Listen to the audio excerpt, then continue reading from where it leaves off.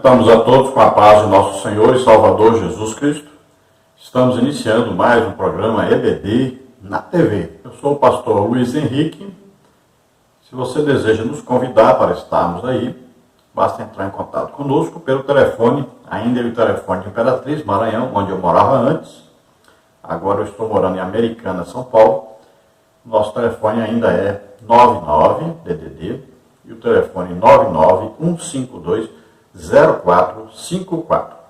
O nosso e-mail é Henrique, L de Luiz, H de Henrique, A de Almeida, S de Silva, henriquelhas@hotmail.com. Este ano ainda estaremos aí em Jacinto Machado, em Criciúma, ainda estaremos em Belo Horizonte, já no início do ano que vem estaremos em Barão de Cotegipe. Em dezembro nós estaremos aí na Assembleia de Deus, bairro Mineirão, né?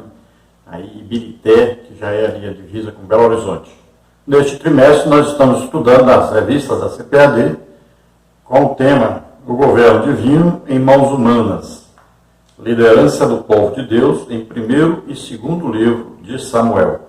O comentarista da lição é o pastor Osiel Gomes, que é pastor ali no bairro Tirirical, em São Luís, Maranhão. Neste fim de semana nós estivemos ali em Barueri, na sede, juntamente com o pastor Paulo Sacramento. Agradecemos ao pastor, a todos que nos receberam ali. Nós estamos essa semana com a voz bem ruim, mas vamos tentar ajudar os irmãos da maneira que pudermos. Ali em Barueri, Jesus salvou 3 almas e curou aproximadamente de 10 a 15 a 20 pessoas. Estaremos brevemente, novamente com os irmãos para orarmos pelos irmãos. Muita gente ficou sem receber oração devido ao horário. Também os homens, não deu tempo de orar pelos homens. Então Deus abençoe. Os irmãos, já nós estaremos novamente com os irmãos. Nós estaremos lá em Jacinto Machado, Santa Catarina, agora a partir dos dias 12, 13 e 14. E depois estaremos em Criciúma, fazendo um trabalho de missões, principalmente, dias 15, 16 e 17. Terá ali um grande congresso de missões em Criciúma. Então, 15, 16 e 17 em Criciúma, esteja aí conosco, é na Assembleia de Deus Criciúma, no bairro Imigrantes. Isso na sexta-feira. No dia 16, no sábado, nós estaremos aí no bairro Dembosque. E no domingo, dia 17, nós estaremos aí na Vila Isabel. Então participe aí desse congresso de missões, sabendo então que missões está no coração de Deus. Missões é a batida do coração de Deus, a batida do coração da igreja. Dia 7 e 8 de dezembro, nós estaremos aí na Igreja Assembleia de Deus, Rua Márcia de Windsor, número 80, bairro Mineirão, ali Ibirité, divisa com Belo Horizonte. Então aí a primeira cruzada de missões, você esteja conosco, participe da Assembleia de Deus Mineirão. É a Assembleia de Deus Ministério Belo Horizonte. Então esteja conosco ali. Vamos então à nossa lição número 6, que tem como título A Rebeldia de Saul e a Rejeição de Deus. Então aí já está dizendo, Deus rejeitou Saul devido então à sua rebelião. O textual está em 1º livro de Samuel 15, 23, que diz: porque a rebeldia é como o pecado de feitiçaria, e o porfiar é como iniquidade e idolatria. Porquanto tu rejeitaste a palavra do Senhor, ele também te rejeitou a ti, para que não sejas rei. Então, quando nós vamos falar isso no tópico número 1, nós vamos falar isso aí. O que significa rebeldia, feitiçaria, a ligação entre essas duas coisas, Samuel diz que o pecado, então, de rebelião é como o pecado de feitiçaria. Quer dizer que a feitiçaria é fazer um trabalho para que algo que não pode acontecer, aconteça. Então, é trabalhar no reino espiritual para que aconteça alguma coisa de ruim. Quando a rebeldia vem, o que é? A rebeldia quer dizer que é querer forçar o resultado que se deseja, mesmo que seja o resultado errado, mesmo que seja contrário a Deus. E aqui fala do porfiar, sendo como iniquidade e idolatria. E esse porfiar quer dizer discussão, contenda, né? Quer dizer aquela briga mesmo, que não chega a nada de bom, não resolve nada, só acaba em discussão mesmo, em divisão mesmo. Então Saul aqui é acusado por Samuel, que é claro, essa acusação veio de Deus, dizendo que Saul então tinha se rebelado e porfiado. Quando Samuel vai repreendê-lo, ele ainda vai discutir, ele tenta mentir ainda para Samuel, ele tenta dizer que é Deus que concordou do jeito que ele fez. Então isso é porfia. Então nós vamos ver que devido a isso, Deus rejeita e vai colocar Davi em seu lugar. Mas isso acontece nos 2 primeiros anos aí, no segundo ano de Saul. Então Saul governa 40 anos, quer dizer que ele governou 38 anos sem a aprovação de Deus, sem a presença de Deus, sem estar em comunhão com Deus. Imagina. Então é possível que alguém esteja dirigindo a igreja por anos e anos e anos e anos, sem a presença de Deus, sem estar em intimidade com Deus? É possível. Eu conheci várias pessoas que lideraram a igreja, lideraram o departamento de igreja, anos e anos e anos estavam vivendo em adultério. Quando foi descoberto, já anos e anos e anos, desse jeito. Então a gente imagina assim, a pessoa pecou, Deus tira ele da igreja, tira da liderança. Mas na prática não é bem assim. Então, nós temos que ver, às vezes a igreja não está crescendo, não está desenvolvendo, não tem a presença de Deus real ali nos cultos, é apenas emoção. O que está havendo? Por que a igreja não cresce? Por que a igreja não se alegra? Por que a igreja não está cheia do Espírito Santo? Por que não está havendo partir do Espírito Santo, curas, libertação, milagres? Por quê? Muitas vezes a explicação é exatamente a liderança que não está em comunhão com Deus, não está em comunhão com o Espírito Santo, muitas vezes vivendo em pecado. A verdade prática diz: ao cristão nascido de novo, não cabe praticar o pecado da rebelião, pois fazê-lo é reviver a velha natureza. Então o cristão percebe que há algo errado, existe algum problema na liderança. Ele vai se rebelar contra a liderança? Não. Aqui está dizendo exatamente o contrário. O que é que nós temos que fazer? Ajudar a liderança. Tem muita gente criticando, falando, passa o tempo todo fazendo isso, criticando, falando, mas não ajuda. Quantas vezes você foi ao seu pastor para se oferecer para trabalhar, para ajudá-lo? Então, falar mal não vai resolver. O que é preciso fazer, então? Ajudar. Pegue alguma coisa para fazer para a igreja que vai ajudar o pastor, que vai ajudar no crescimento da igreja. Então, procure ajudar. De alguma forma, você pode ajudar. Você pode ajudar um líder de departamento a fazer o trabalho dele. Você pode, por exemplo, evangelizar, ganhar almas, visitar os hospitais, prisões, andar para a rua, visitando as pessoas, as casas, ensinando a palavra de Deus. Você está ajudando o reino de Deus a crescer. Você faça isso e convide essas pessoas para ir para a igreja.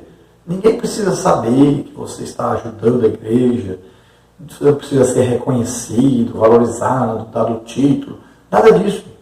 Você ajuda, mas você está pensando no reino de Deus. Você quer ser visto lá no céu. Você tem que saber como você é visto no céu. Aqui na terra não importa. Os melhores e maiores obreiros, aqueles que mais fazem para Deus, são aqueles que não têm, geralmente, cargo na igreja, não são vistos. Imagine, as pessoas que intercedem, por exemplo, estão indo para os seus quartos de madrugada, orando, intercedendo. Quem é que vê? Ninguém, só Deus. Seu galardão é lá em cima, não é aqui embaixo. Vamos à leitura bíblica em classe, que está em primeiro livro de Samuel, capítulo 15, dos versículos 17 ao versículo 28, que diz assim: E disse Samuel: Porventura, sendo tu pequeno aos teus olhos, não foste por cabeça das tribos de Israel, e o Senhor te ungiu rei sobre Israel, e enviou-te o Senhor a este caminho e disse: Vai e destrói totalmente a estes pecadores, os amalequitas, e peleja contra eles até que os aniquiles. Por que, pois, não deste ouvidos à voz do Senhor? Antes voaste ao despojo e fizeste o que era mal aos olhos do Senhor. Então disse Saul a Samuel: Antes dei ouvidos à voz do Senhor e caminhei no caminho pelo qual o Senhor me enviou, e trouxe Agag, rei de Amaleque, e os amalequitas destruí totalmente. Mas o povo tomou no despojo ovelhas e vacas, o melhor do interdito, para oferecer ao Senhor teu Deus em Gilgal. Porém Samuel disse: Tem porventura o Senhor tanto prazer em holocaustos e sacrifícios, como que se obedeça a palavra do Senhor? Eis que o obedecer é melhor do que o sacrificar, e o atender melhor é do que a gordura de cardeiros, porque a rebelião é como um pecado de feitiçaria, e o porfiar é como iniquidade e idolatria. Porquanto tu rejeitaste a palavra do Senhor, e ele também te rejeitou a ti, para que não sejas rei. Então disse Saul a Samuel: Pequei, porquanto tenho traspassado o dito do Senhor e as tuas palavras, porque temi o povo e dei ouvidos à sua voz. Agora, pois, te rogo, perdoa-me o meu pecado e volta comigo para que adore o Senhor. Porém, Samuel disse a Saul: Não tornarei contigo, porquanto rejeitaste a palavra do Senhor. Já te rejeitou o Senhor, para que não sejas rei sobre Israel. E virando-se Samuel para se ir, ele lhe pegou pela borda da capa e a rasgou. Então Samuel lhe disse: O Senhor tem rasgado de ti hoje o reino de Israel e o tem dado ao teu próximo, melhor do que tu. Então Samuel faz Saul lembrar-se aqui, quando ele foi chamado, ele se achou bem pequeno, até se escondeu no meio da bagagem, achando que não poderia assumir o reinado, não poderia ser um rei, demonstrando muita humildade. E Samuel diz: E agora você mudou totalmente de atitude. Então ele estava se sentindo exaltado, grande demais, achando que já podia até mudar as ordens de Deus. Então Samuel diz: Olha, Deus disse para você estava vencendo em todas as batalhas, estava em paz com Deus. Deus até confirmaria o seu reinado, mas Deus te disse: destrói os amalequitas, destrói tudo, acaba com tudo. Mas o que Saul fez? Preservou vacas, ovelhas. Olha bem, coisas que eram abomináveis agora a Deus, eram para ser queimados, destruídos. E ele ofereceu isso a Deus. Muita gente faz isso. Pega dinheiro de pecado, pega dinheiro de coisa enrolada que fez, e ainda estou dando dízimo para Deus. Esse dinheiro é abominável diante de Deus. E ainda Saul discutiu com Samuel. Quando Samuel disse que ele desobedeceu, ele era para matar o rei, deixou o rei vivo. E ele ainda fica dizendo: Não, eu fiz do jeito que Deus mandou. E foi os homens aí que trouxeram os animais, não foi eu. Então foi discutir ainda, querendo ter ainda, querendo ter razão ainda, discutindo. Então ele quer se justificar dizendo que ofereceu sacrifício a Deus. Então Samuel fala: esse tipo de sacrifício não agrada a Deus. Pegou coisa abominável que ofereceu a Deus, desobedeceu a Deus. Então a pessoa está em pecado e dizendo que está agradando a Deus, que está oferecendo coisa a Deus, que está adorando a Deus. Isso acontece muito hoje. Quantas pessoas estão na igreja hoje, estão lá, sobem lá para cantar, para tocar, para pregar, para ensinar, e estão com a vida totalmente fora dos caminhos do Senhor, estão vivendo em pecado, e ainda tentam se justificar. Pessoas dão altas ofertas na igreja, tentando se justificar, vivendo em pecado. Você não consegue comprar Deus. Primeiro, se arrependa do seu pecado, e aí Deus vai se agradar de você e da sua oferta. Nós vamos ver mais detalhes dentro, então, do caminhar da lição. Vamos ver a introdução da lição, que diz o seguinte. Nesta lição, trataremos sobre a rebeldia de Saul e de sua rejeição por parte de Deus. Figuradamente, Israel foi comparado a uma vaca rebelde que se rebelou contra Deus, como está em Oséias 4,16. A Bíblia mostra que há castigo divino para quem trilha o caminho da rebeldia, como está em Números 17:10, Números 20:24, Números 20:24, Romanos 10:21, 1 Timóteo 1:9. É isso que estudaremos aqui, tomando como exemplo Saul, o primeiro rei de Israel. Então essa lição trata principalmente disso, do pecado de Saul, da rebelião de Saul e as consequências. Olha só o que ele fez. Ele desobedeceu a Deus e Saul foi capaz de fazer coisas terríveis. Então ele começa daí.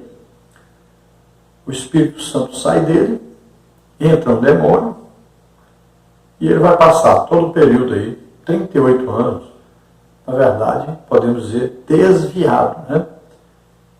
E durante esses anos, então, ele passa a ser ciumento, passa a ter ciúme de Davi, ele passa a ser um homem o tempo todo muito nervoso, bravo, tratando todo mundo mal, violento, usurpa a posição de sacerdote e oferece sacrifício, não tem paciência de esperar por Samuel. Ele também consulta a feiticeira e, além disso tudo, ainda se suicida. Vamos que ele mesmo não se matou, mas pediu uma Amalequita para fazer isso, né? Então ele quis morrer. Ele não confiou em Deus nem na hora da morte. Então a lição vai falar do caminho da rebeldia. A pessoa que vive em rebeldia, existe um castigo para essa pessoa. Nós podemos ver que Moisés e Arão, por exemplo, não entraram na terra prometida, porque desobedeceram a Deus, porque foram rebeldes à palavra de Deus. Veja só, duas pessoas importantíssimas. Veja que os israelitas, né, se rebelaram ali contra Arão e sua família. Foi preciso Deus colocar a vara de Arão dentro da arca do testemunho, para mostrar para eles que é Deus que está escolhendo mesmo Arão e sua família para servir a Deus.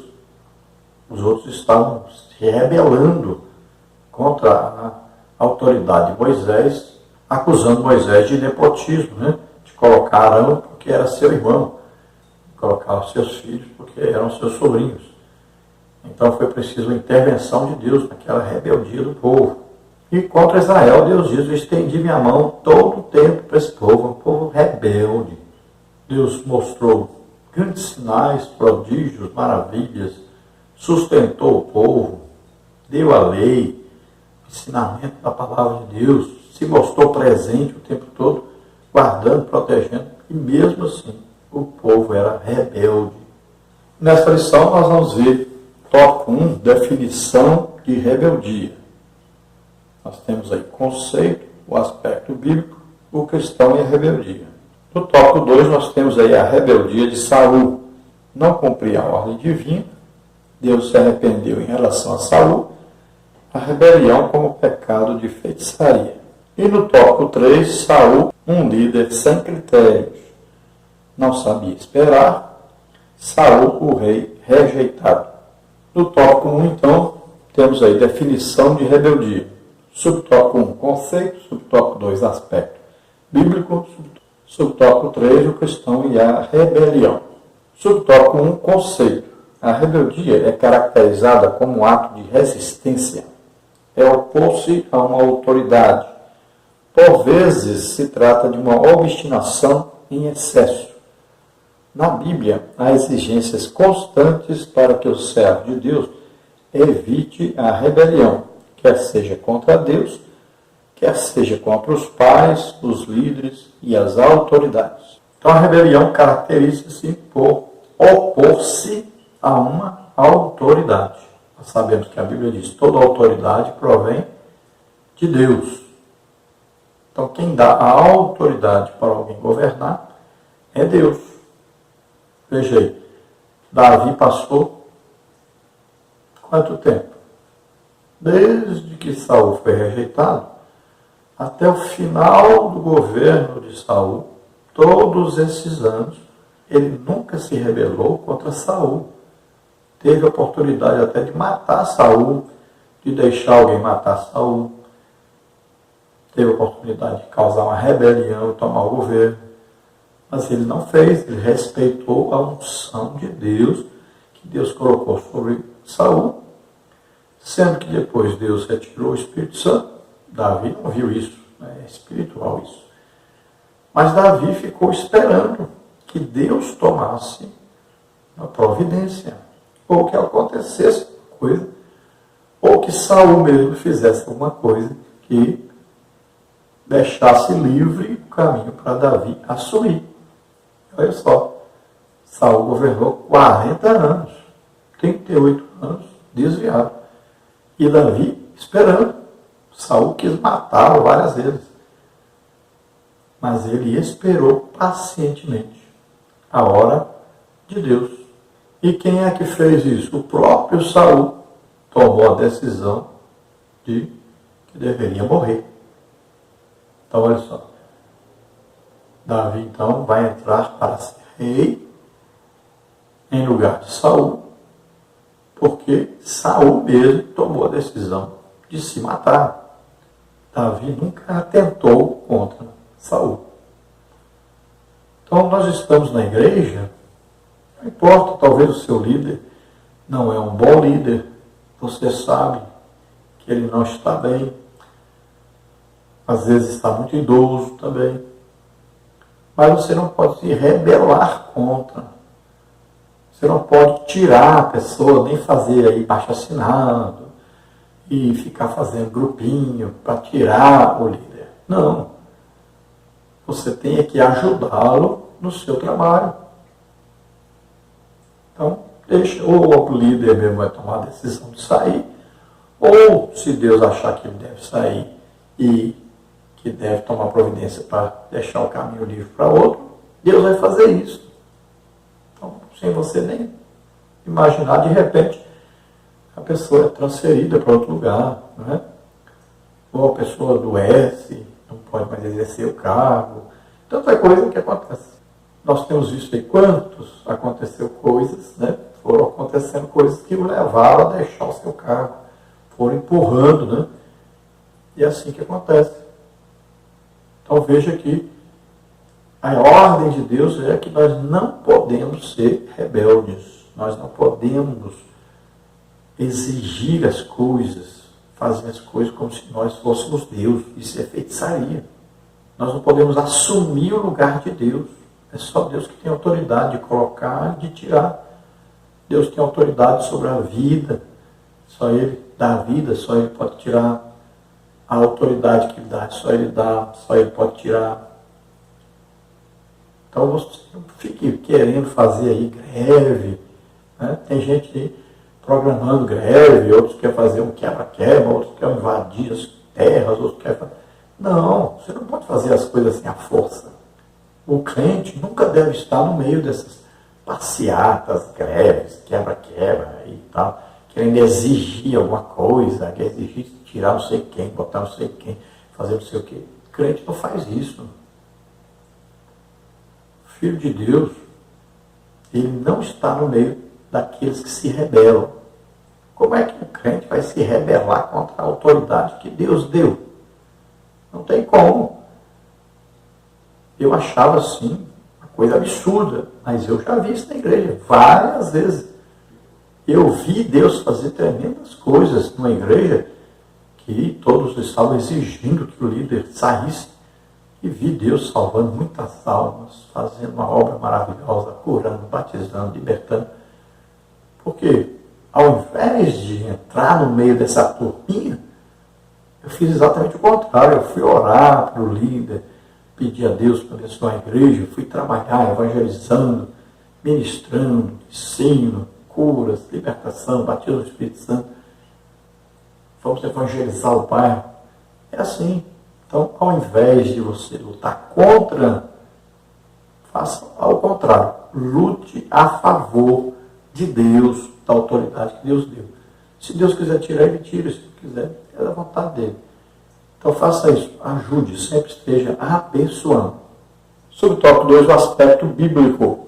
Algumas passagens do Antigo Testamento, como por exemplo, esse Jeremias 3:23 aí, na verdade, não é Jeremias 3:23. É Jeremias 5:23, 31, 22. Então aponta a nação de Israel como filhos e filhas rebeldes que escolheram o mal para desenvolver uma vida de pecado. No livro de Oséias, Israel é comparado a uma vaca rebelde, Oséias 4:16. Uma linguagem campestre em que o fazendeiro realça a rebeldia do animal. Portanto, o real significado de rebeldia no Antigo Testamento é uma ênfase ao retorno de um servo de Deus às mais horríveis práticas pecaminosas, incluindo também a adoração aos ídolos. O cristão não pode viver na prática da rebeldia, visto que no seu ser há uma nova natureza implantada por Cristo Jesus, como está em 2 Coríntios 5:17 e em 1 de Pedro 1:23. Praticá-la é o mesmo que chamar a natureza velha para que reine outra vez. E a ordem de Paulo é que ela não reine. Romanos 6:12. Então você corrige aí na sua revista, né? Jeremias 5:23 aí, e 31:22. Então ele fala da rebeldia de Israel. E lá no livro de Oséias, chega a falar de vaca rebelde. Então Deus estava olhando para Israel como um fazendeiro olhando para uma vaca rebelde que não obedecia o dono. O dono queria que ela ficasse no curral, ela ia para o pasto. O dono queria que ela ficasse no pasto, ela ia para o curral. O dono queria que ela não desse de mamar e ela dava de mamar. O dono queria que ela desse de mamar e ela não dava de mamar. Então era uma vaca rebelde. Ela está sempre fazendo o contrário do que o proprietário quer. Então aqui o significado de rebeldia, aqui no Antigo Testamento, é o retorno de alguém que esteve com Deus, em comunhão com Deus, e ele retorna à vida pecaminosa.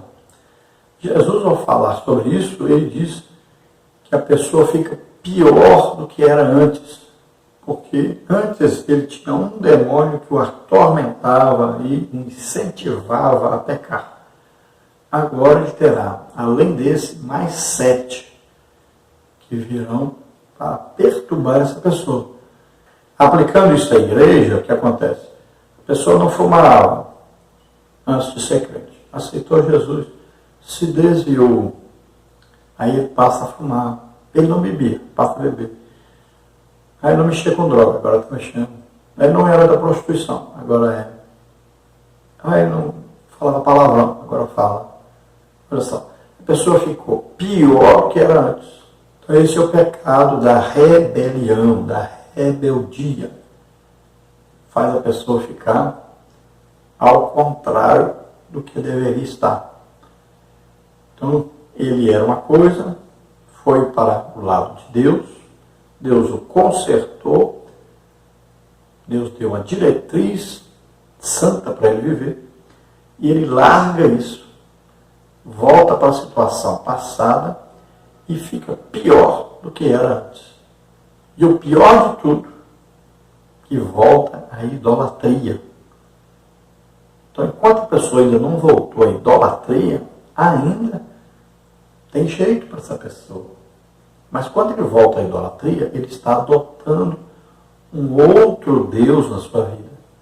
E aí, dificilmente, eu para mim acho até impossível a pessoa retornar, porque ele adotou um outro Deus. E a Bíblia diz que teria que Jesus morrer de novo por essa pessoa, para ele ser salvo. E Jesus não vai fazer isso.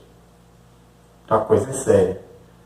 A pessoa que se afasta dos caminhos do Senhor, está aí afastado é uma coisa, mas desviar-se, ou seja, voltar à idolatria, a adorar imagens, a pedir as coisas para a imagem, para a pessoa que morreu, olha só, isso é feitiçaria.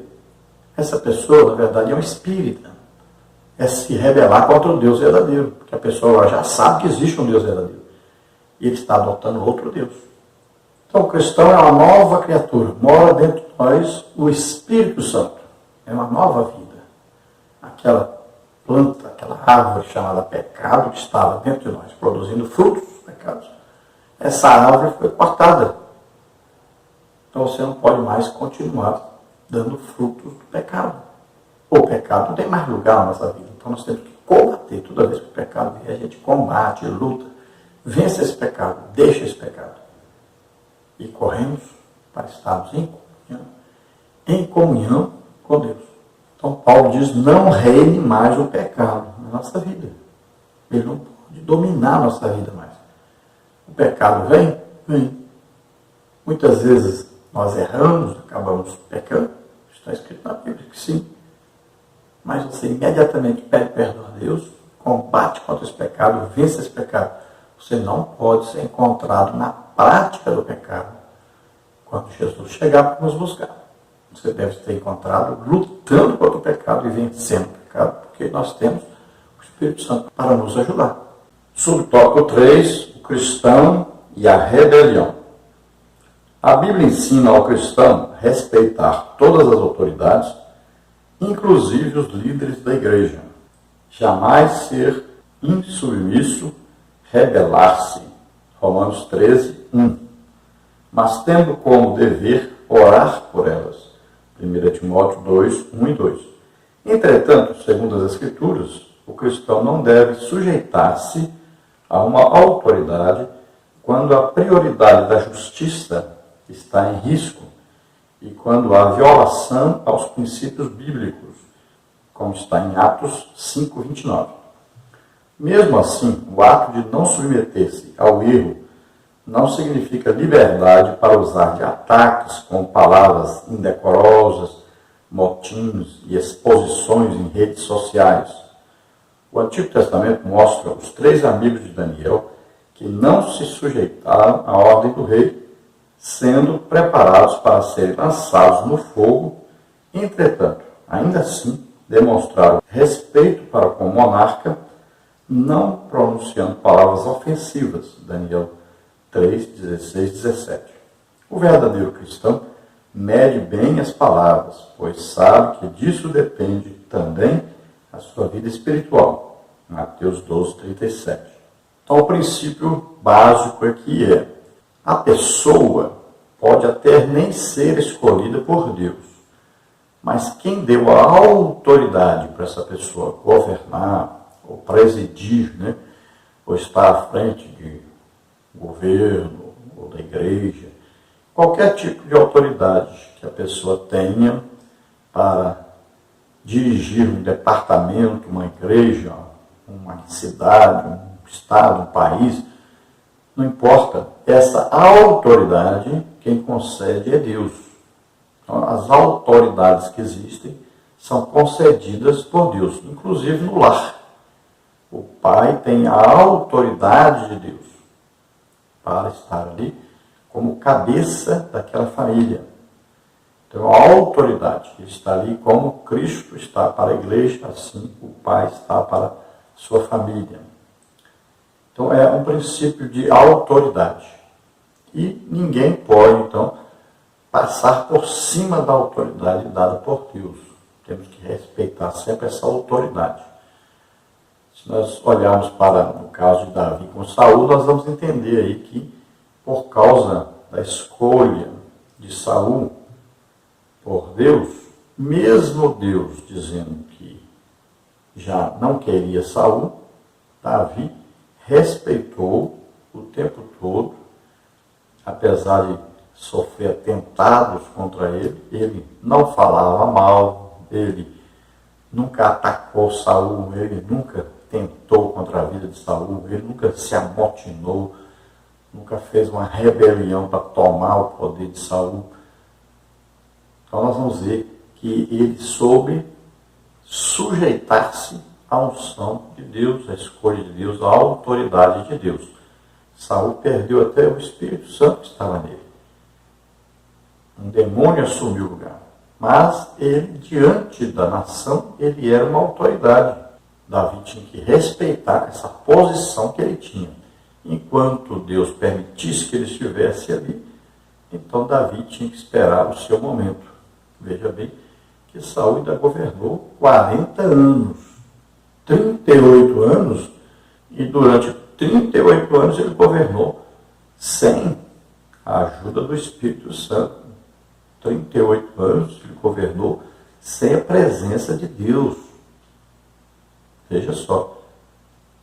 Então ele ia seguindo aquilo que estava no seu coração, seguindo aquilo que os anciãos diziam, seguindo aquilo que o profeta dizia, e foi vivendo desse jeito.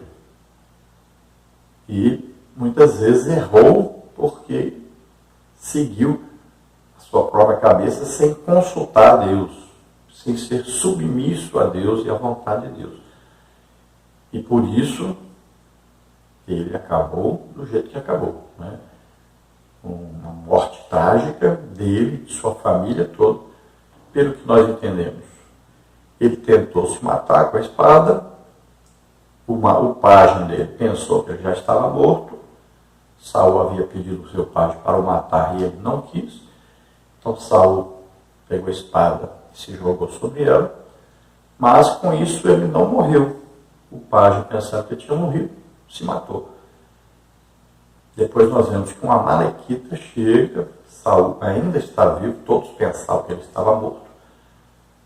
Mas o amalequita, olhando a situação ali, vendo que ele ia realmente morrer, e ele pede o amalequita para o matar, então o amalequita acaba de o matar. Saul sempre tomava alguma providência, alguma atitude, sem consultar a Deus, e acabava, por causa disso, fazendo coisa errada, e acabou então destruindo a sua própria vida, de seus filhos, de seus funcionários. Então a palavra de Deus indica para nós que nós devemos nos sujeitar à autoridade. Então existem várias autoridades. Durante a nossa vida, nós sempre vamos nos encontrar com alguém que tem autoridade sobre nós. Né? Tem aí um guarda de trânsito, ele é uma autoridade sobre nós. Tem aí um professor da escola, é uma autoridade sobre nós. Temos aí o prefeito, temos aí deputados, senadores, presidente, tudo são autoridades colocadas sobre nós. Então, durante a nossa vida, nós vamos encontrar várias autoridades. E a primeira que aparece ao nascermos já é, né, nosso pai e nossa mãe. São autoridades sobre nós. E, quando então aceitamos a Jesus como Senhor e Salvador, nós vamos ter autoridade sobre nós. Então, temos aí diretamente, né, o pastor, o professor da escola bíblica dominical, os líderes de departamento, né, os anciãos da igreja. Então, desde o porteiro ali, nós vamos ter sempre uma autoridade sobre nós ao congregarmos. Aí temos outras autoridades, né, que são aqueles que são autoridades na igreja, como aí o líder da área, né? Nós temos aí o pastor, o vice-pastor e vários outros, né, que foram escolhidos, colocados como autoridades na igreja, que nós temos que respeitar como autoridades dentro da igreja. A Bíblia nos orienta que nós não podemos dar trabalho para essas pessoas, né? Não podemos ficar aí falando mal, fazendo grupinhos, né? Nos amotinando, dando trabalho, fazendo com que essas pessoas sofram, porque elas estão ali para orar por nós, interceder por nós, nos ajudar na nossa caminhada cristã. E nós devemos, a Bíblia ensina bem claro para nós, olha, devemos orar, sempre orar pelas autoridades. A Bíblia nos exorta a orar pelo nosso pastor. Está aí a Bíblia dizendo isso. Então, sempre nós vamos fazer isso. Orar pelas autoridades, vamos ajudar o trabalho das autoridades em tudo que for de acordo com a palavra de Deus. A Bíblia não diz para nós que nós temos que obedecer à autoridade quando essa autoridade fizer alguma coisa ou exigir alguma coisa contra a nossa fé, contra a Bíblia, né? Querer nos obrigar a fazer uma coisa contrária à palavra de Deus. Então aí foge a essa submissão. Mas desde que seja alguma coisa boa, alguma coisa que não está confrontando a palavra de Deus, então nós devemos obedecer sempre às nossas autoridades. Aqui nós vemos o exemplo de Sadraque, Mesaque e Abednego, que não respeitaram uma ordem, né, do rei Nabucodonosor de se dobrarem diante de uma imagem e adorá-la. Então isso feria os ensinos da palavra de Deus. Então eles não se submeteram. E Deus honrou, então, a fé deles, né? Honrou a atitude deles, mas eles não trataram mal Nabucodonosor, não xingaram, não desrespeitaram, nada disso. Aproveitaram para pregar sobre o seu Deus. É isso que eles fizeram. Nós vamos ver os apóstolos diante do Sinédrio, né? As autoridades máximas ali, religiosas estão reunidas, e Pedro, então, vai dizer, antes importa obedecer a Deus do que aos homens. Então, em que? Na pregação do Evangelho. Eles estavam sendo proibidos de pregar o Evangelho. Então, ele diz, mais importa obedecer a Deus do que aos homens. Então, veja só, quando há uma proibição de se pregar o Evangelho, né, há um impedimento, então essa autoridade, ela não pode ser respeitada, porque ele está transgredindo a palavra de Deus. Está impedindo a propagação da palavra de Deus, do Evangelho. Agora, não quer dizer que toda vez que for proibido pregar a palavra de Deus, nós vamos também desrespeitar as autoridades. Existem regras, né? Então, por exemplo, você quer fazer um culto na rua, em uma cruzada, você não pode apenas chegar e fazer, você tem que olhar as normas que existem. Então, vai pegar o quê? Uma licença na prefeitura, né? Vai ser uma coisa organizada, não vai deixar tudo sujo por todo lado depois. Então, existe também normas que devem ser obedecidas. Quanto às redes sociais, nós temos visto, né? Quanta coisa, quantos palavrões, xingamentos, tanta coisa que tem aparecido na internet, nos grupos principalmente, porque existem sempre as infiltrações das pessoas. Uma coisa que acontece muito hoje é a infiltração, principalmente de calvinistas, em grupos de pentecostais. E eles sorrateiramente eles vão ali influenciando essas pessoas do grupo. Aí começam a criticar tudo que é demonstração do poder de Deus, das manifestações do Espírito Santo. Eles começam a criticar. Aí eles começam a criticar as autoridades da igreja pentecostal, começam a criticar tudo que se faz na igreja pentecostal e começam a ensinar as suas heresias, né, dentro dos grupos. Eu detecto muito isso nos grupos e começo a combater isso, e combato mesmo. Sempre vou contra as suas ideias, sempre estou vendo que o que existe por detrás das suas ideias, dos seus ensinos.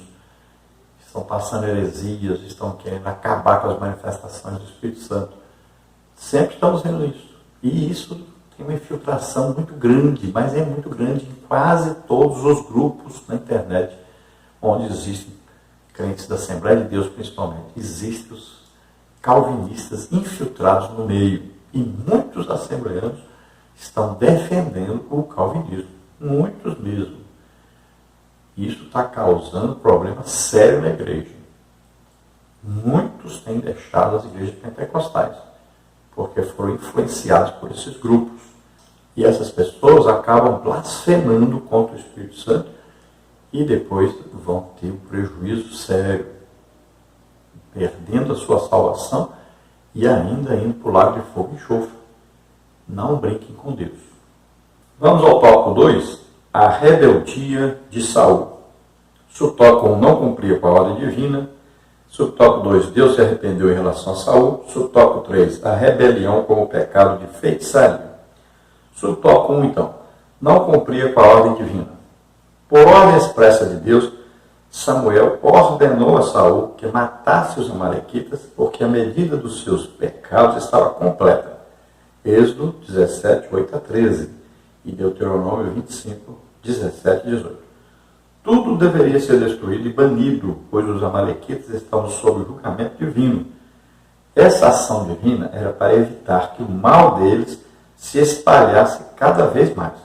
Entretanto, nada dos amalequitas deveria ser saqueado ou roubado, pois não tratava-se de uma guerra qualquer. O que não poderia ser queimado, como o ouro, a prata e o ferro, seriam objetos solenes de consagração a Deus. Mas Saul não obedeceu à ordem divina. Juntamente com 200.000 homens de 11 tribos e outros 10.000 de Judá, lançou-se à batalha. Não destruiu o rebanho do inimigo e ainda preservou a vida do rei Agag. O mal que Saul poupou não tardaria de lhe atingir. Note que foi uma amalequita que afirmou ter matado Saul, segundo o livro de Samuel, capítulo 1, versículo 1 ao versículo 10. Então é preciso entender aqui quem são esses amalequitas. Os amalequitas é aquele povo que tentou impedir Israel de entrar na terra prometida. O que eles faziam? Eles pegavam as pessoas que ficavam para trás, como os mais velhos, os doentes, as mulheres, as crianças, aqueles que ficavam mais cansados, iam ficando para trás da multidão. Então, eles iam matando essas pessoas, covardemente. Veja só a atitude deles. Você pode encontrar isso aí na palavra de Deus. Está escrito em Deuteronômio, capítulo 25, versículos 17 e 18. Então, esse povo foi amaldiçoado por Deus. Ali Moisés, com a sua mão, estendia a mão, né? Então, Arão e Ur ali amparavam a mão de Moisés. Quando a mão dele descia, o povo começava a recuar, o povo de Israel. Mas quando a mão dele levantava, Israel prevalecia. Mas eles não acabaram com todo o povo. E esse povo, com o tempo, aumentou novamente. Novamente, Deus dá ordem para destruí-los. E Saul teve essa grande chance de destruí-los, mas não fez. Segundo estudiosos, né, o rei Herodes, por exemplo, era um amalequita. E olha só os males que ele causou. Então essa guerra que Saul empreendeu contra os amalequitas foi uma ordem de Deus. Deus falou para Samuel, Samuel vai falar para Saul, para destruir os amalequitas. E a ordem foi, acabe com tudo, mate todos, acabe com tudo, os animais, pessoas, tudo. Devem morrer todos. Porque esse povo é uma pedra de tropeço no caminho de Israel. Sempre eles são inimigos de Israel e vão atrapalhar Israel. Então Deus deu a ordem para destruí-los totalmente. E a chance que Saul teve nessa guerra era realmente acabar com tudo. Mas veja bem, ele conseguiu destruir os exércitos amalequitas e não foi onde estava aí o povo amalequita. Ele não esteve lá para destruir todo o povo. Era para ter feito isso. Após a guerra, ter vencido a guerra, ele iria atrás de todos que sobrassem, matava todos, acabava com tudo. Mas o que ele fez? Ele lutou contra aquele exército amalequita, venceu o exército amalequita. Mas na hora de obedecer o restante, não obedeceu. Ele pegou as vacas, as ovelhas e trouxe. E ainda dizendo que daquilo ali ele ofereceu um sacrifício a Deus. E além do mais, ele pegou o líder, o maior entre os amalequitas, o rei Agag e não matou o rei Agag. Era o mesmo que dizer, não, esses aqui lutaram contra mim, eu matei, mas esse aqui vai ser meu amigo e ele vai continuar o povo Amaleque depois.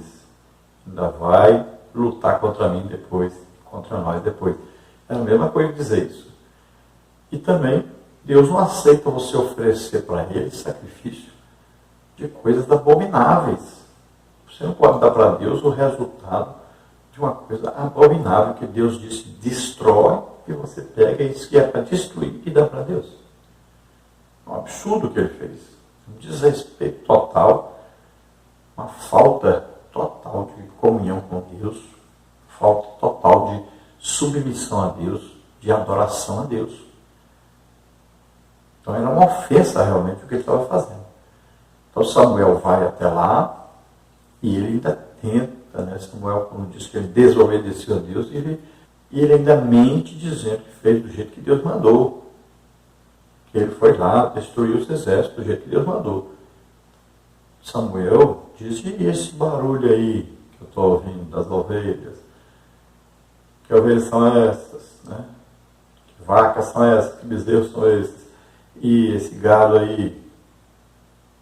E ainda ele continua dizendo, não, mas que é o povo, olha só, em vez de dizer que ele permitiu, que ele apoiou, ele diz, não, esse povo aí é que trouxe essas ovelhas, essas vacas para cá. E eu fiquei com medo do povo se revoltar e deixei. Veja só, ele ainda tenta discutir, porfiar, né? Discutir com Samuel, querendo provar que ele tem razão, sendo que ele estava totalmente errado. E aí Samuel ainda fala agora do rei Agag, manda trazer o rei e mata o rei perante todos, mostrando que a ordem de Deus deve ser cumprida, deve ser seguida à risca. Não existe meio termo. Quando Deus dá uma ordem, é para ser cumprida. Quanto a isso aí, eu acho que não deveria ser dito o que está aí sobre esse homem que matou Saul, ser amalequita. Então, nós vemos que ele matou Saul porque Saul pediu. Não foi ele que tomou a iniciativa. Saul havia tentado, então, se matar a si próprio, né, um suicídio. Chegou a enfiar a espada nele mesmo. Mas, com isso, ele não morreu, ficou vivo ainda, agonizando, mas vivo. Quando chega esse amalequita, curioso, para ver o que estava acontecendo ali, ele, pelo que nós vimos, nem participou daquela guerra. E Saul, então, pergunta-se quem é ele, ele diz que é o amalequita. E Saul, ao invés de pedir clemência a Deus, misericórdia a Deus, né, e Deus ainda poderia poupá-lo, mas ele diz ao amalequita para o matar. Veja bem, não foi o amalequita que tomou a iniciativa de matá-lo, ele que tomou a iniciativa de pedir ao amalequita para terminar de matá-lo. Então não tem muito a ver com o que está escrito aí, né? Vamos ao subtópico 2. Deus se arrependeu em relação a Saul. Foram duas as razões para isso. Saul deixou de seguir e de executar a vontade de Deus. A palavra arrepender-se, oriunda do hebraico nachan, significa sentir profundamente, lamentar, referindo à pessoa de Deus. Essa expressão pode ser compreendida como mudança em relação à pessoa de Saul. Deus não tolera o pecado e, dessa forma, não poderia deixar que Saul continuasse dirigindo o seu povo. Por isso, por meio de Samuel, ele o rejeitou. A desobediência, a teimosia e a rebelião do primeiro rei de Israel atraíram a ira de Deus. O prazer de Deus não está em sacrifícios, mas na obediência do ser humano à sua palavra. Mais do que um belo sermão ou de grandiosas construções, Deus requer de seu povo a obediência. Salmos 50, 13 a 14. Então nós vamos ver aqui que a Bíblia diz assim, que Deus se arrependeu. Deus disse, me arrependi de ter colocado Saul. Quando as pessoas acreditam que Deus, em sua soberania, tudo o que ele faz ou planeja vai acontecer exatamente desse jeito, que ele já sabe o futuro, né? Que ele já fez tudo antes da fundação do mundo, como muitos pensam assim, Então, a pessoa fala, mas como? Deus planejou isso e mudou de ideia. Como é que Deus poderia se arrepender do que ele fez? Então não é isso que está dizendo aqui, não é Deus que tomou uma atitude e se arrependeu, como muitas vezes nós fazemos, né? Então quando tem uma estrada, por exemplo, aí a bifurcação, o caminho para cá, o caminho para lá, e as pessoas dizem, olha, vai por esse caminho um pouquinho talvez mais longe, mas a estrada é melhor. E você tem e diz, não, eu vou é por essa aqui mesmo, é mais perto, não importa ser mais ruim. E aí você vai e lá está cheio de buraco e é muito ruim a estrada, é estreita, não sei o quê. E aí você falou, opa, me arrependi de ter vindo por esse caminho, deveria ter ido por aquele caminho. Todo mundo disse para mim que eu devia ter ido por outro. Então você tem um arrependimento, né? Então Deus não faz isso. Não é assim que ele se comporta. Veja bem, ele coloca Saul, ele escolheu Saul, ele coloca Saul para ser o rei. E ele deveria ser o rei do jeito que Deus queria. Mas veja bem, Saul tinha opção, ele tem livre-arbítrio, ele tem a opção de servir a Deus do jeito que Deus quer, mas ele pode servir a Deus do jeito dele, fazer errado, desobedecer a Deus. Foi o que aconteceu. Então Saul tomou a atitude de não obedecer, não fazer do jeito que Deus queria. Então o que Deus faz? Deus tem um plano para Saul e para Israel. Veja bem que o plano para Israel é um plano soberano. Desse povo vai nascer Jesus. Então esse plano é superior a todos os outros planos que estão aí. Então Saul faz parte desse plano. Mas quando Saul se desvia desse rumo, quando ele peca e desobedece a Deus, o que Deus tem que fazer agora? Deus tem que tirar Saul. Porque Saul vai fazer com que toda a nação de Israel vá para o lugar errado. Então esse arrependimento aí quer dizer isso. É uma mudança de atitude de Deus quanto a Saul, porque Saul saiu daquele plano que Deus traçou. Então Deus vai pegar Saul e vai tratá-lo separadamente. Então ele vai tratá-lo de maneira que ele não iria tratar, mas ele muda de atitude com Saul. Olha, Deus é bom. Jesus disse, olha, Deus é bom. Então Deus sempre tem coisas boas para nós. O plano de Deus sempre é perfeito. Vai nos conduzir à vida eterna com Ele. Sempre o plano de Deus para nós é bom. E para Israel, Deus diz bem claro que eu tenho um plano para vocês, sempre é plano, só coisa boa.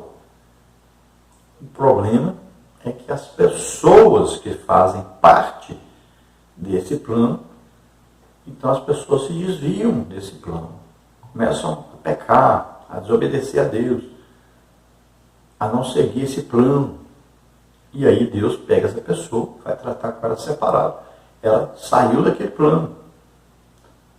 Assim é o que está escrito na Bíblia sobre predestinação. Olha, a igreja é um navio, o capitão do navio é Jesus, e ali o comandante ali dentro, o Espírito Santo, vai guiando, né, aquele navio. A igreja está ali. São ali os marinheiros, né? Tem ali diversas patentes ali dentro. E esse navio tem aí aqueles que vão pescando pessoas e trazendo para dentro do navio. São os pregadores, né? A rede que eles lançam ao mar é o Evangelho. O navio tem um destino. É vida eterna com Deus, é Nova Jerusalém, é o destino.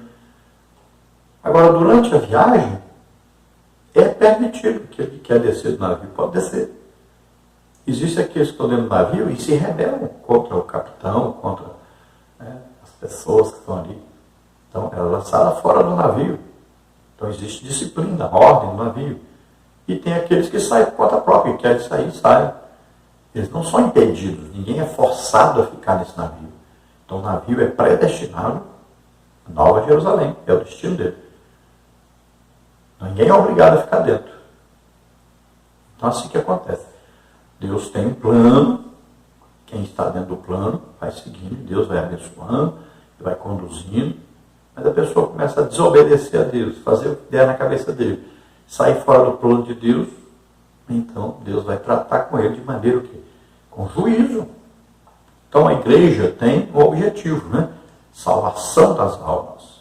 Então todos aqueles que estiverem na igreja e estiverem trabalhando a favor da salvação das almas, de conduzi-las a Deus, a vida eterna com Deus, a Nova Jerusalém, todos esses que estão participando desse plano, concordam com esse plano, ajudam esse plano, estão abençoados por Deus.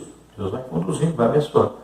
Mas aqueles que lutarem contra esse objetivo, aqueles que lutarem contra ganhar almas, contra batismo do Espírito Santo, dons do Espírito Santo, né? Aí, benfeitoria para com as pessoas, ajuda as pessoas, né? Ação social, aqueles que lutarem contra, então, a conduzir esse povo, ensinar a verdade, a Bíblia corretamente, que lutarem contra essas coisas, então Deus vai colocando à parte e vai tratando com juízo sobre essas pessoas. Então todo crente deve ver qual é o plano de Deus e entrar dentro desse plano e seguir essa orientação de Deus e obedecendo a Deus nesse plano, trabalhando para que seja executado esse plano. Não lute contra a obra de Deus, sempre esteja ajudando a obra de Deus. Então quando Saul diz para Samuel que ele pega aqueles animais e oferece a Deus, ele quer justificar a sua ação, sua desobediência, dizendo que está agradando a Deus, que está oferecendo um sacrifício a Deus. E Samuel diz, Deus tem lá prazer nesse sacrifício que está oferecendo? Uma coisa que é abominável, Deus diz que é para destruir, você oferece para Deus. Deus tem prazer nessa coisa? Deus está lá preocupado com isso? Deus diz, o principal, melhor, era a obediência. Se tivesse obedecido a Deus, tinha agradado a Deus. Então não confunda, tem muita gente pensando que Deus não quer sacrifício, não precisa fazer isso não. Cuidado, não há manifestação de Deus sem sacrifício. Não adianta. Olha lá, como é que Davi conseguiu levar a arca para Jerusalém? Quando ele aprendeu que tinha que fazer sacrifício. Os sacerdotes fizeram sacrifício. Depois carregaram a arca nas costas até lá. A igreja tem que aprender jejum, oração, palavra de Deus. Jejum é sacrifício. Oração, não é oraçãozinha de 15 minutos, meia hora, não. Oração de 2, 3, 4, 5 horas. É um sacrifício que agrada a Deus. Estudar a Bíblia, muitas vezes, vai ser um sacrifício. Você vai deixar de fazer tanta coisa que queria fazer. Se torna um sacrifício agradável a Deus. Então, causa a nós, né, um desconforto físico. Por isso que passa a ser um sacrifício. Subtópico 3, a rebelião como pecado de feitiçaria. Essa expressão traz a ideia de uma decisão por meio de adivinhação ou de lançamento de sorte. Uma atitude obstinada e teimosa. E a expressão porfiar é como iniquidade e idolatria. Refere-se ao engano de um ídolo, demonstrado na arrogância de quem pratica a idolatria. No texto está claro que as expressões falam de apostasias. A primeira a respeito da negação da autoridade divina, a segunda a de reconhecer outros poderes acima de Deus. Nesse contexto, o profeta Samuel afirma que não há valor em sacrifícios a Deus quando se quebra um de seus mandamentos por desobediência deliberada. Quem age assim coloca sua vontade no lugar da de Deus. Por isso a rebelião é tão maléfica quanto a adivinhação, pois ela rouba o lugar da glória de Deus. A insolência e a arrogância de Saul revelam a tentativa de ele se impor no lugar de Deus. Era como se as regras da guerra fossem dele, esquecendo-se de que Deus não dá sua glória a ninguém, como está em Isaías 42:8. De fato, Lutero estava certo quando disse, diante da palavra, eu é que tenho que me render. Nenhum de nós jamais pode e deve querer impor nossa vontade perante as ordens do Senhor. Então Samuel agora, ele diz que rebelar-se é como o pecado da feitiçaria. Essa palavra feitiçaria tem a ver até com pessoas que mexem com drogas, né? Tem a ver com pessoas que colocam alguma pessoa para resolver uma questão espiritual que ele não acredita que Deus vai resolver por ele. Então é substituir Deus por outra coisa. No caso das drogas, a pessoa quer sentir um êxtase, um prazer, uma coisa. Veja bem, quando você está cheio do Espírito Santo, você foi batizado no Espírito Santo, tem gente que bate palma, que pula, que rola, faz a confusão, né? Tem gente que não. Mas veja bem, aquele prazer, aquela alegria de estar com Deus, de estar íntimo de Deus, aquela euforia, aquela emoção, aquela coisa ali, de quando há um movimento do Espírito Santo na igreja, todos se alegram, dão glória a Deus, né? Choram, outros riem.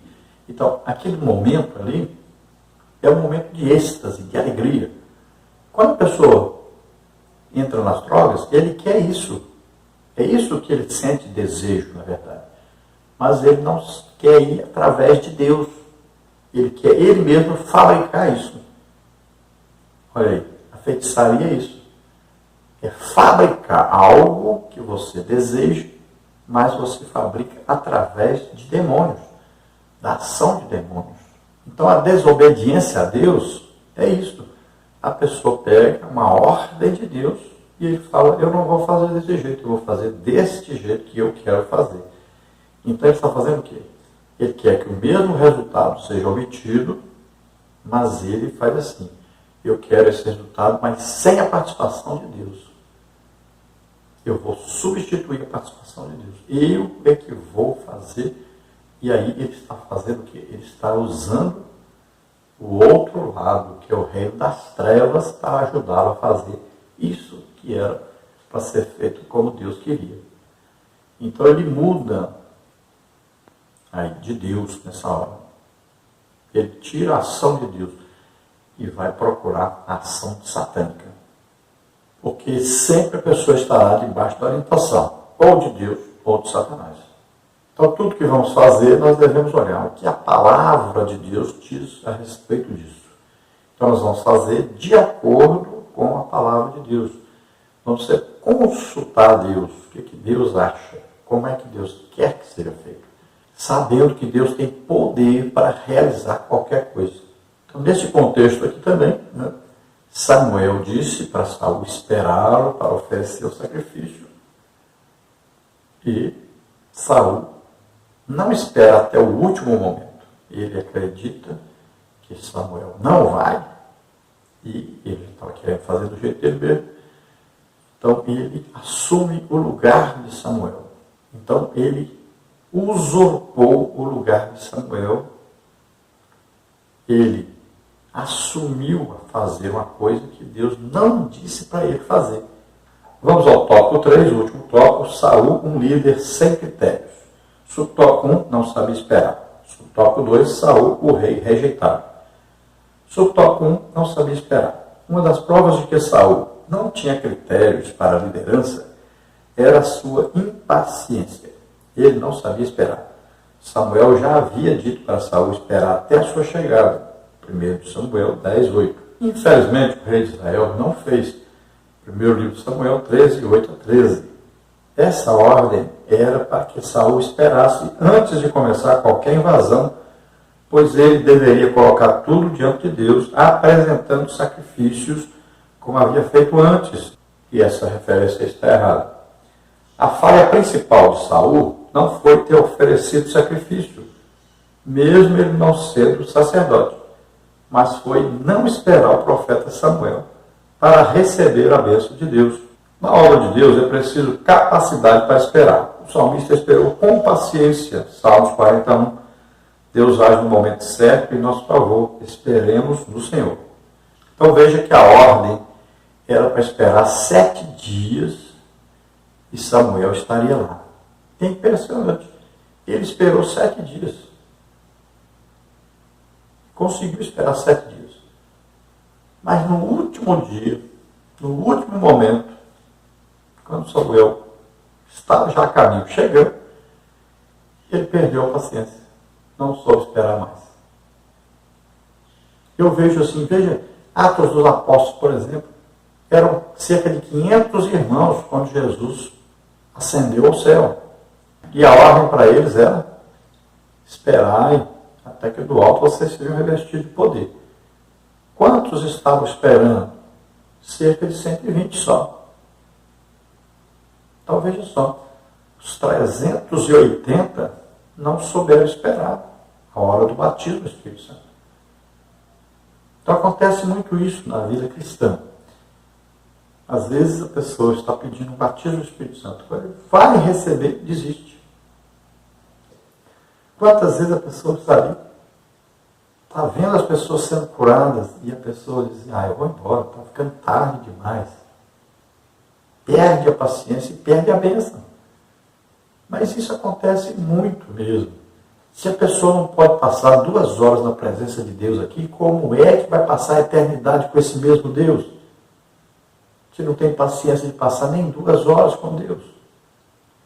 Imagina a pessoa dessa num culto no Uruguai, Paraguai, Argentina, Chile, para esses lugares onde os cultos demoram 5 horas. Imagina. Isso toca 2 Saul, o rei rejeitado. Destacamos a rejeição de Saul por causa do pecado de não atender à voz de Deus. 1 Samuel 13:13. Foram muitas as características que marcaram a rebelião de Saul. Irreverência com a ordem de Deus, voto tolo, infidelidade na guerra contra os amalequitas, desobediência às palavras do Senhor. Assim Deus rejeitou Saul. Essa história nos mostra que devemos irrestritamente obedecer aos desígnios de Deus e servi-lo de todo o coração. O Pai deseja que andemos todos num só propósito. Então a rejeição de Saul por parte de Deus, Deus rejeitou realmente Saul. Então o que aconteceu? Por causa do quê? Porque Saul era desobediente. Se havia um representante de Deus, e ele sabia que esse representante de Deus era um homem de Deus realmente, um homem íntegro, tanto é que ninguém pôde acusá-lo de coisa errada. Então, este homem representava Deus e trazia a mensagem de Deus de Saul. Então, Saul deveria ouvir e atender, sem falar nada, sem reclamar, sem fazer diferente. Era para fazer do jeito que Deus mandava. E era assim que já tinha dado certo antes. Ele estava vencendo todas as guerras, obedecendo a Deus, mas resolveu fazer do jeito que queria.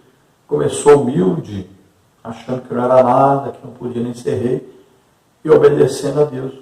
E agora achava que já era alguma coisa, queria fazer do seu jeito próprio, desobedecendo as ordens de Deus. Então nós vemos que ele perde a reverência a Deus, ele oferece coisas abomináveis a Deus.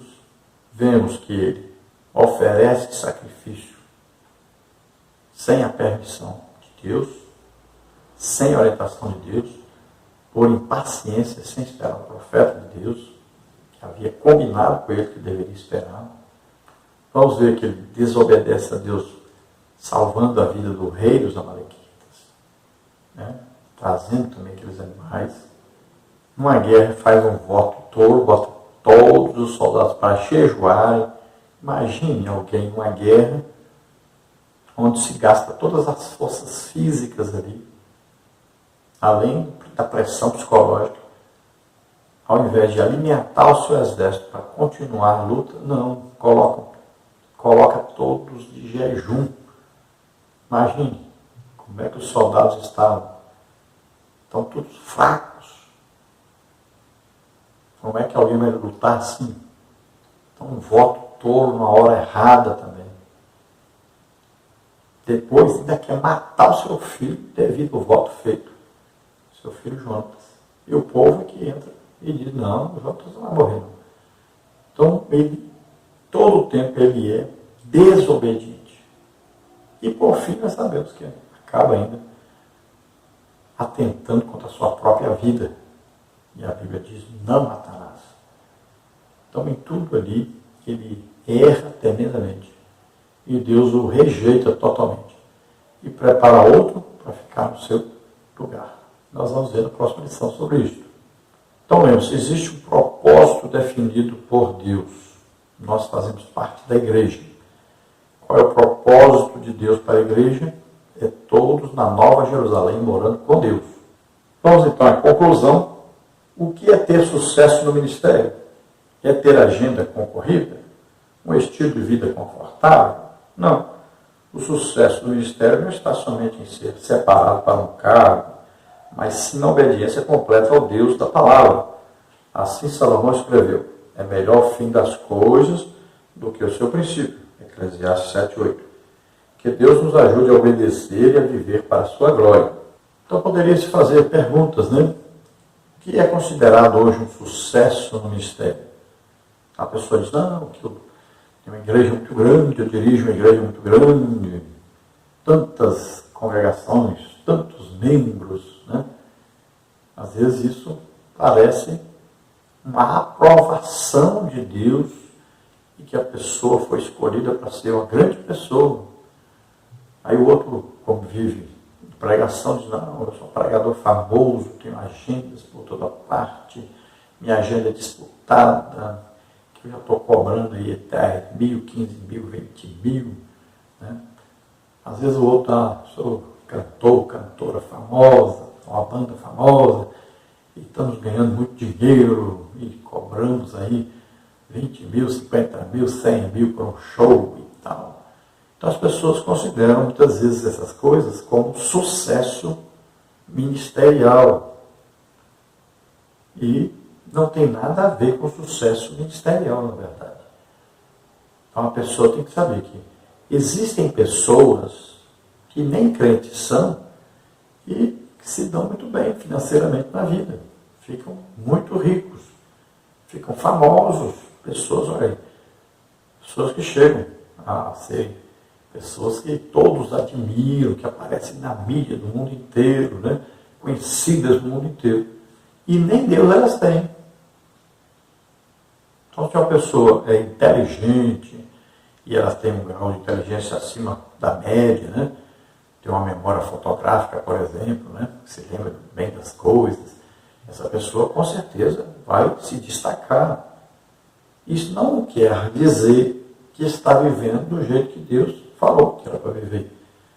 Não quer dizer que está sendo obediente a Deus. Então existe muita gente no sucesso. Olha na internet. Às vezes a pessoa muito simples e de repente, porque falou uma coisa num vídeo aí, de repente, se costuma dizer que viralizou o vídeo, foi visto até pelo mundo inteiro. Apareceu no mundo inteiro, de repente, por uma besteira que fez, falou uma besteira, ou fez alguma coisa. Coisa que ninguém dá valor, mas de repente, todos começaram a acessar, a pessoa ficou famosa. Aí, milhões e milhões e milhões de acessos. E muitas vezes essas pessoas acabam deprimidas, né, vivendo com depressão, de repente são atingidas porque não estão preparadas para isso. Acharam que aquilo ali ia ser uma coisa boa para a vida dele. De repente achou que estava no embalo, que estava importante demais, que era melhor que todos. E aquilo sobe a cabeça, de repente a pessoa cai lá embaixo. Tem acontecido muito, pessoas famosíssimas têm caído nesse laço, né? A fama é perigosíssima. Então, olha bem, esteja sempre orando. Mas não ore pouco não, pelo menos, aí se não orar nada, pelo menos 1 hora por dia. Dedique a oração. Jesus disse: nem 1 hora pudesse falar comigo. 1 hora. Então, ore pelo menos 1 hora por dia. Dedique-se também à leitura bíblica, pelo menos 1 hora por dia. Leia a Bíblia. Estude a palavra de Deus. Leia a Bíblia. Tem muita gente hoje se formando em teologia, nunca deu a Bíblia, uma vez só, a Bíblia toda, nem uma vez. Isso é um absurdo. Tem gente dando aula em escola bíblica dominical, nunca leu a Bíblia toda. Isso é um absurdo. Tem aí vários obreiros, consagrados aí obreiros, que nunca leram a Bíblia toda. Isso é um absurdo. Então, leia a Bíblia. Dedique um tempo a ler a Bíblia. Pratique jejum. Pratique jejum.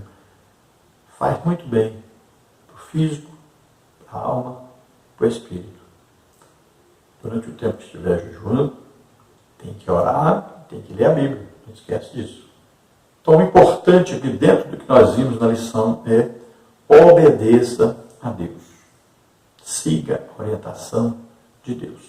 Ele diz o que? Aquele que tem ouvidos, ouça o que o Espírito diz à igreja. Glória a Deus. Vamos orar agora. Se você que está nos ouvindo, nos assistindo, deseja aceitar Jesus como Senhor e Salvador, é sua oportunidade. Se você está doente e enfermo, nós vamos orar por você agora. Vamos lá. Pai querido, em nome de Jesus, Senhor, abençoa essas vidas agora. Salva, Senhor.